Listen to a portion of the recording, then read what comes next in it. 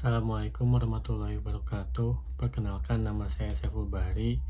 Saya dari kelas Malam B angkatan 2020 dari program studi Teknik Industri.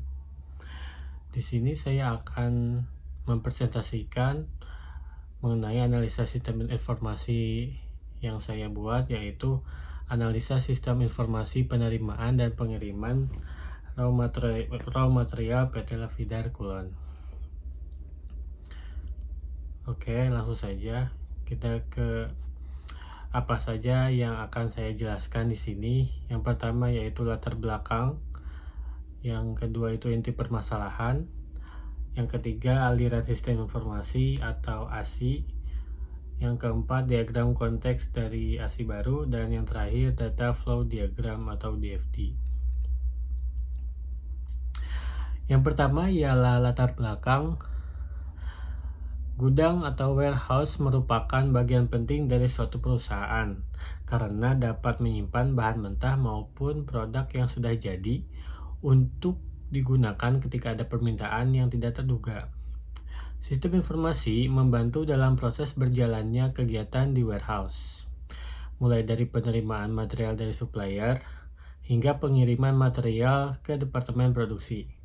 Semuanya perlu direkam dalam bentuk data dan sistem informasi berkaitan erat dengannya.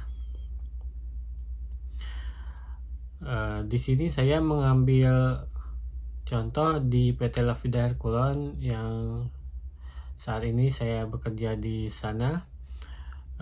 PT Lavidar Kulon berlokasi di kawasan industri Surya Cipta di Kabupaten Karawang. Saya mengambil contoh di tempat ini karena ada beberapa hal yang saya usulkan agar sistem informasi yang saya usulkan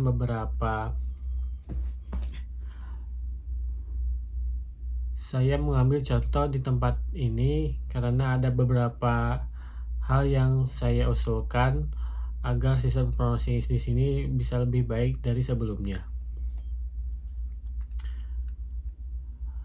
Yang kedua yaitu inti permasalahan. Inti permasalahan yang saya angkat dari sistem informasi di PT Lavidar Kulon itu yang pertama adalah input data surat jalan. Yang kedua yaitu permintaan material menggunakan packing list. Jadi yang pertama itu input data surat jalan, seringkali banyak data tidak up to date karena ini dilakukan tidak langsung oleh warehouse melainkan diambil alih oleh departemen purchasing. Akibatnya banyak material yang masuk ke gudang itu tidak terhitung dan sulit dilacak bila terjadi kehilangan. Lalu yang kedua ada permintaan material menggunakan packing list. Jadi packing list itu sebuah dokumen atau surat yang berisikan daftar material apa saja yang diminta oleh produksi ke bagian warehouse. Nah, seringkali masalahnya itu adalah seringkali pengiriman material itu tidak sesuai permintaan karena tanggung jawab pembuatan packing list ini awalnya dilakukan oleh pihak warehouse. Jadi di line produksi hanya menerima saja gitu. Nah, seringkali pengiriman yang dilakukan oleh warehouse itu tidak sesuai dengan permintaan dari produksi. Nah, sering terjadi. Lalu yang masalah yang kedua, leader di line produksi tidak memegang tanggung jawab terhadap permintaan. Biasanya leader di line produksi itu lepas tanggung jawab jika sudah melakukan permintaan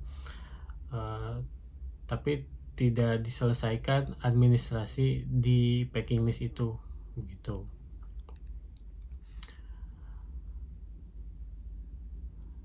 Lalu di sini saya mengusulkan dua usulan dari permasalahan yang tadi, yaitu dari input data surat jalan dan permintaan menggunakan packing list. Di sini saya membuat aliran sistem informasi atau ASI, diagram konteks, dan data flow diagram. Ini aliran sistem informasi yang lama dari penerima dan penerima raw material di PT Lavida Herculan. Jadi yang pertama itu dari supplier datang membawa raw material dan membawa surat jalan. Lalu surat jalan dan raw material itu diserahkan kepada pihak warehouse, dan untuk raw material pihak warehouse itu menerima dan menyimpannya di gudang.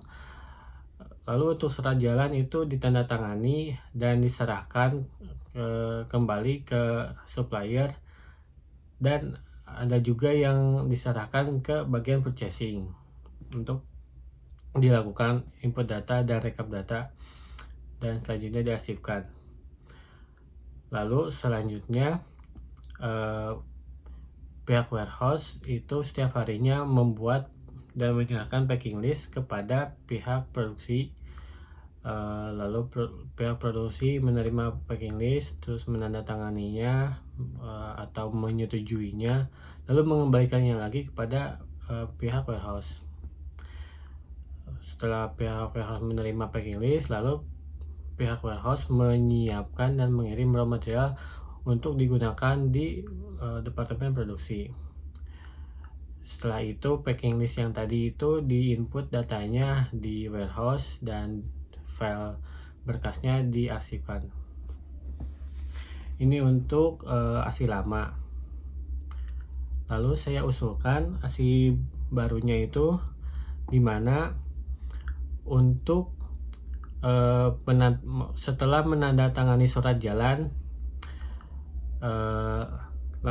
di sebagian diserahkan ke supplier, namun sebagiannya lagi tidak langsung diserahkan kepada pihak purchasing, karena untuk input data surat jalannya dilakukan di warehouse untuk pengkinian data yang lebih efisien lagi, lebih efektif lagi, dan masalah yang sebelumnya tidak akan terjadi lagi.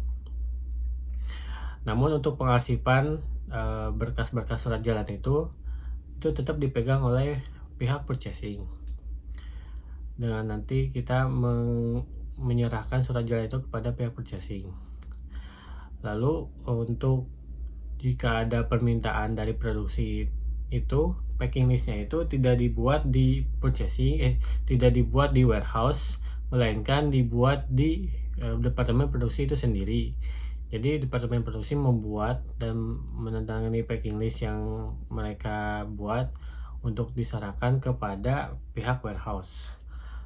Nah, setelah pihak warehouse menerima packing list dan apa aja yang diminta oleh produksi, lalu pihak warehouse menyiapkan dan mengirim raw material yang diminta oleh pihak produksi dan selanjutnya dikirim. Ini dapat meminimalisir kesalahan dalam pengiriman material yang diminta oleh pihak produksi, karena pihak produksi sudah membuatnya sendiri list raw material apa saja yang diminta oleh pihak produksi untuk dikirim oleh warehouse. Nah, setelah menerima packing list, lalu pihak warehouse menginput data packing list yang telah diberikan oleh pihak produksi, lalu filenya diarsipkan dan filenya juga ada yang disimpan di dalam komputer. Ini untuk ASI baru. Lalu diagram konteks. Untuk diagram konteks itu di sistem ini pelaku-pelakunya dia antara lain supplier, warehouse, produksi, dan purchasing. Untuk supplier sendiri berperan untuk memberi raw material dan surat jalan kepada sistem ini atau kepada perusahaan ini, dan supplier akan menerima surat jalan kembali dari warehouse. Lalu untuk warehouse sendiri itu warehouse bisa menerima raw material dan surat jalan dari supplier serta packing list dari produksi. Sedangkan warehouse mengeluarkan surat jalan untuk supplier dan purchasing, dan raw material untuk produksi. Sedangkan untuk produksi itu membuat packing list yang akan diterima oleh warehouse, dan produksi akan menerima raw material yang dikirim oleh warehouse. Dan terakhir yaitu purchasing. Purchasing di sini hanya menerima surat jalan dari warehouse. Dan ini adalah data flow diagramnya.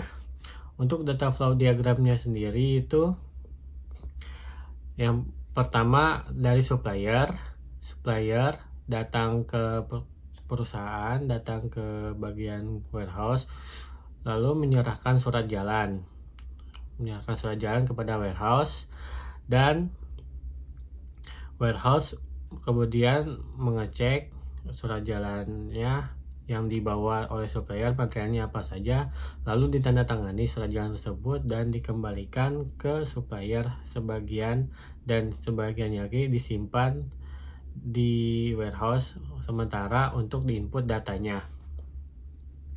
Setelah diinput, data surat jalan itu disimpan di komputer, di Excel, sama di webnya, ada web khusus inventory di perusahaan tersebut. Lalu kemudian si surat jalan yang sudah ditandatangani itu diserahkan ke purchasing untuk kemudian diarsipkan. Lalu dari warehouse, produksi membuat packing list. Jika ada permintaan, produksi akan membuat packing list yang berisikan material-material apa saja yang akan dibutuhkan oleh produksi kepada warehouse. Maka dari itu produksi menyerahkan packing list kepada warehouse. Lalu warehouse mencocokkan data dari packing list yang diminta oleh produksi dengan data dari gudang, yang mana datanya dari surat jalan yang ada, dan data surat jalan dari yang lalu-lalu, data inventory juga. Lalu warehouse menyerahkan